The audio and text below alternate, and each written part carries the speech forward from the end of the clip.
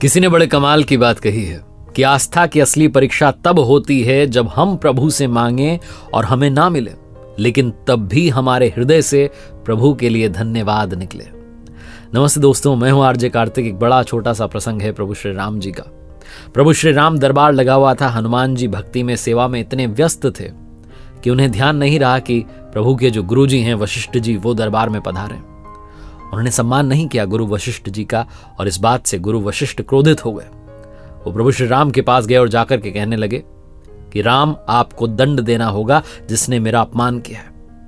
राम जी कहने लगे कि बताइए किसको दंड देना है। गुरु वशिष्ठ जी ने कहा कि अगर मैं नाम बता दूंगा तो तुम उसे दंड नहीं दोगे, तुम स्वयं को दंड दे लोगे। राम जी ने कहा नहीं, आप बताइए। गुरु जी इतने क्रोध में तो उन्होंने कहा कि राम, तुम्हें उन्हें अमोघ बाण से ही दंड देना होगा जिस अपराधी के बारे में बात हो रही है। तो राम जी ने कहा आप बताइए ना, कौन है अपराधी। जब गुरु वशिष्ठ जी को लगा कि अब तो राम जी तैयार हो गए हैं दंड देने के लिए, तो उन्होंने कहा कि उस अपराधी का नाम हनुमान है जिसने मेरा सम्मान नहीं किया। प्रभु श्री राम ने गुरु जी को कह दिया था, गुरु जी की आज्ञा थी तो उन्होंने माना। उन्होंने कहा कि ठीक है, कल संध्या सरयू के तट पर हनुमान को मैं अमोघ बाण से दंड दूंगा। अमोघ बाण जो कि सबसे शक्तिशाली। हनुमान जी ने जब यह सुना तो बहुत चिंतित हुए, अपने घर गए। माता अंजनी ने देखा कि जो पुत्र है वो बहुत चिंता में है, तो पूछा। हनुमान जी ने बताया कि मां, मुझे वैसे तो ब्रह्मांड में कोई हरा नहीं सकता, मार नहीं सकता, लेकिन प्रभु श्री राम अपने बाण से मुझे दंड देने जा रहे हैं। अब सब समाप्त होने वाला है।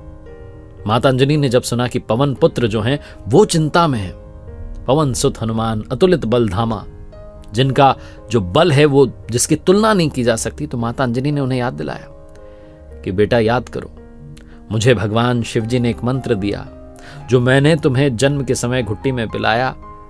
जिस मंत्र के बल पर तुम्हारा प्रताप पूरा विश्व जानता है, उस मंत्र का नाम है राम। तुम जाओ सरयू तट पर और अभी से राम राम जपना शुरू कर दो।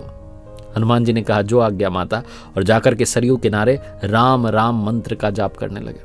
अगली संध्या में प्रभु अपने दरबार के साथ में वहां पधारे और अमोघ बाण से, जैसी की बात हुई थी, गुरु जी का आदेश था, वो आज्ञा मानने के लिए अमोघ बाण चलाया, लेकिन हनुमान जी पर उसका कोई असर नहीं हुआ। गुरु वशिष्ठ जी को लगा कि शायद राम जी जो हैं वो दंड सही से दे नहीं रहे, तो उन्होंने कहा आप क्या कर रहे हो, आपकी शक्ति क्यों जो है इस्तेमाल में नहीं आ पा रही, प्रयोग नहीं हो पा रही है, उसका असर नहीं दिख रहा।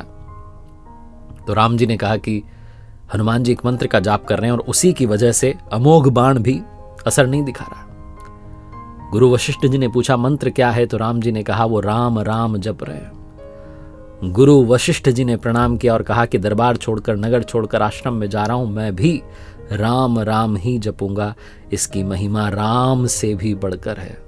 राम से बड़ा राम का नाम, इसीलिए कहा गया है वो नाम जो पत्थर पर लिखा हो तो पत्थर तैर जाए।